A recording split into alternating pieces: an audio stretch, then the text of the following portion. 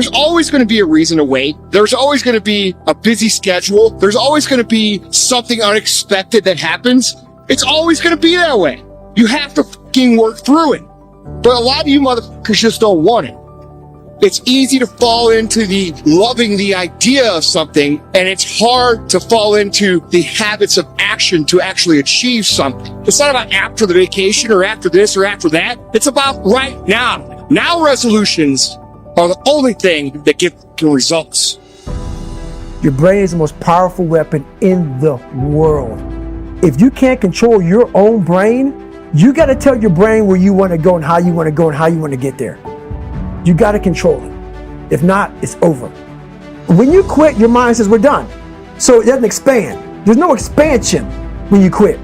When you say, this sucks, I'm drowning, I'm miserable, I'm suffering, I'm broken, but I'm not going anywhere. What happens to your mind, it says he's not leaving.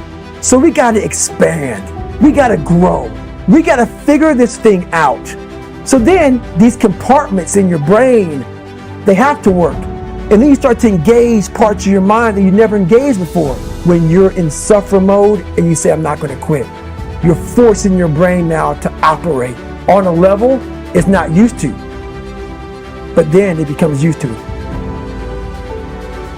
The second you look at your phone, the second you turn the TV on, you're in a battle. I want to win the war in the morning. If you do something you don't want to do every morning, you're already giving yourself the proper self-talk to attack the people that don't like you, to attack your insecurities, to attack what the world's going to give you.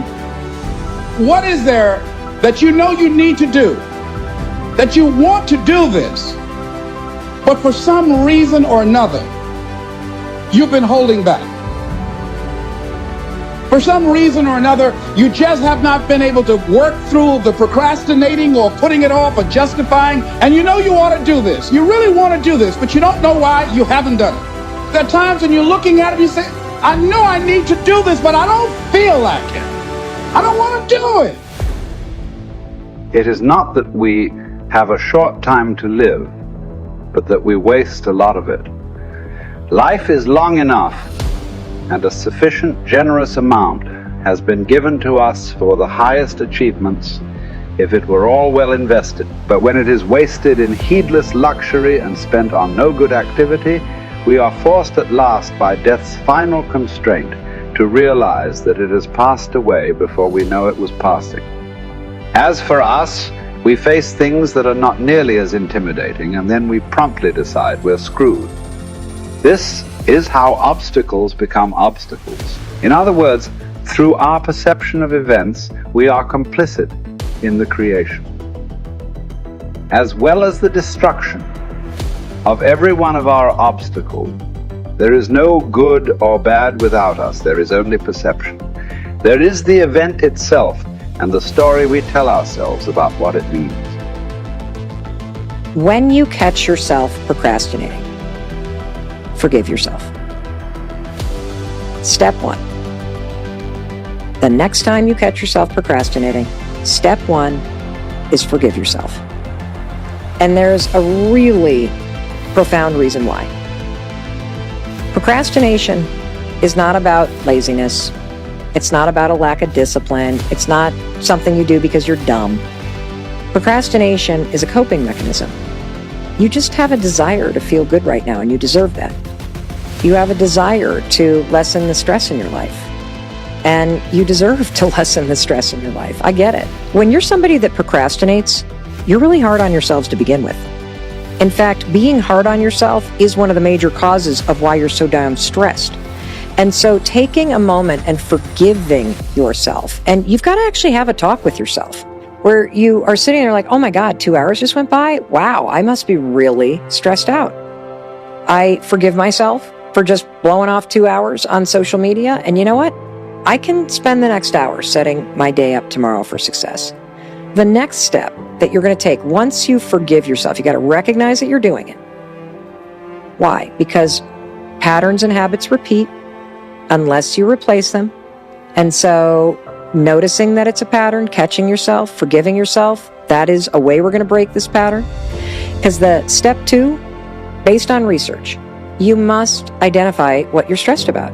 When you identify what you're actually stressed about, it loosens its grip on you. It comes out of hiding. And see, I think that stress backpack is an important analogy or metaphor. If you're sitting on the couch, 2 glasses of wine in, and you realize you've procrastinated for the last 5 hours, and you've acknowledged it, you've forgiven yourself for doing it, you've acknowledged the stress that you feel because, you are in a fight with a friend or a boyfriend or whatever, what is the you that's going to wake up tomorrow morning want you to do right now? I'll tell you what that you wants you to do. They want you to get off the couch. They want you to pack lunch for tomorrow. They want you to brush your teeth and turn off the TV and the phone and read 10 pages of nonfiction and get a good night's sleep. That's what the future you wants you to do. The future you does not want you to slip back into that vicious cycle and spend another 3 hours watching cat videos and memes and TikTok videos, which we both know is exactly what you would do if you didn't break the cycle by forgiving yourself for doing it for 3 hours, acknowledging what you're stressed about, and then deciding what the future you wants you to do instead. And then finally, use the 5-second rule.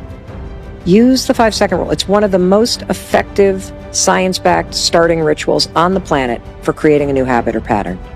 And all you're going to do is you're just going to start. Because after you've forgiven yourself and you've validated what's stressing you out, and you've tapped into the future you who is kicking ass and taking names and needs you right now, the problem isn't your ability to do what you need to do. The problem is you've been trapped in this stress and trauma and nervous system triggered vicious procrastination cycle. Don't waste the rest of your time here worrying about other people, unless it affects the common good. It will keep you from doing anything useful. So there are 2 reasons to embrace what happens. One is that it's happening to you. It was prescribed for you, and it pertains to you. The thread was spun long ago by the oldest cause of all, the art of living. Is neither careless drifting on the one hand nor fearful clinging to the past on the other. It consists in being sensitive to each moment, in regarding it as utterly new and unique, in having the mind open and wholly receptive. When you start to lose your temper, remember, there's nothing manly about rage. It's courtesy and kindness that define a human being, and a man. That's who possesses strength and nerves and guts, not the angry whiners. People seek retreats for themselves in the countryside, by the seashore, in the hills, and you too have made it your habit to long for that above all else. But this is altogether unphilosophical. When it is possible for you to retreat into yourself whenever you please, for nowhere can one retreat into greater peace or freedom from care than within one's own soul, especially when a person has such things within him that he merely has to look at them to recover that moment, perfect ease of mind. And by ease of mind, I mean nothing other than having one's mind in good order. So constantly grant yourself this retreat, and so renew yourself, but keep within you concise and basic precepts that will be enough at first encounter to cleanse you from all distress and to send you back without discontent to the life to which you will return.